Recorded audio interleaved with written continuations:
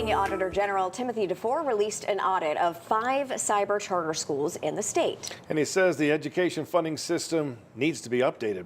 Fox 43's James Corrigan joins us with details of the audit and what's been proposed to reform cyber charter funding. Well, Evan, cyber charter funding reform has been a hot button issue in Harrisburg for a while now, and the previous 2 auditor generals in Pennsylvania had recommended a change in the funding formula. Today, though, marked the first time that a Republican Auditor General has made that same recommendation, and his audit calls into question whether the state's 14 cyber charter schools truly need all the money that they're getting. We found these cyber charter schools were getting paid nearly $7,000 to $25,000 per student without special needs.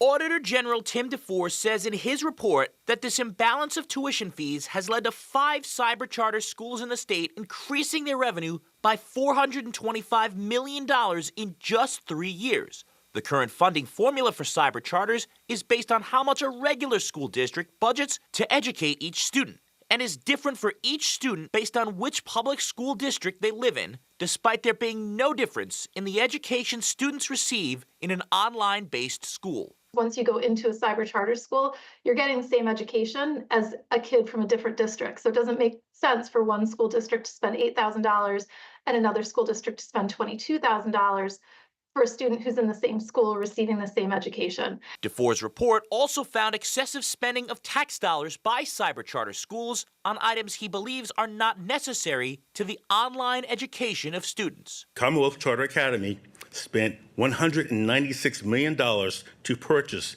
and/or renovate 21 buildings, which to us seems a bit out of the ordinary for a public school that is based on online instruction. DeFoor called for the funding formula to change, a sentiment which echoes with Governor Josh Shapiro, who has called for a flat tuition rate of $8,000 per student. The Shapiro administration believes this would save school districts $378 million per year in taxpayer money. The cyber charting funding formula needs to change to reflect what is actually being spent to educate students.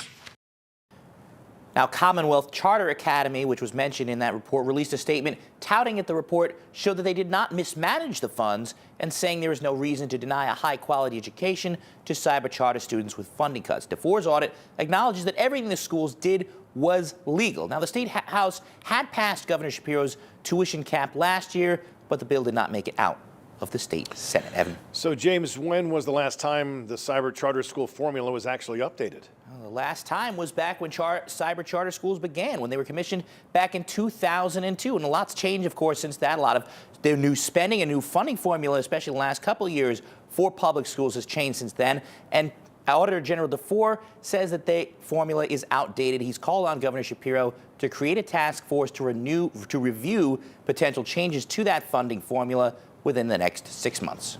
All right, Fox 43's James Corrigan. James, thank you.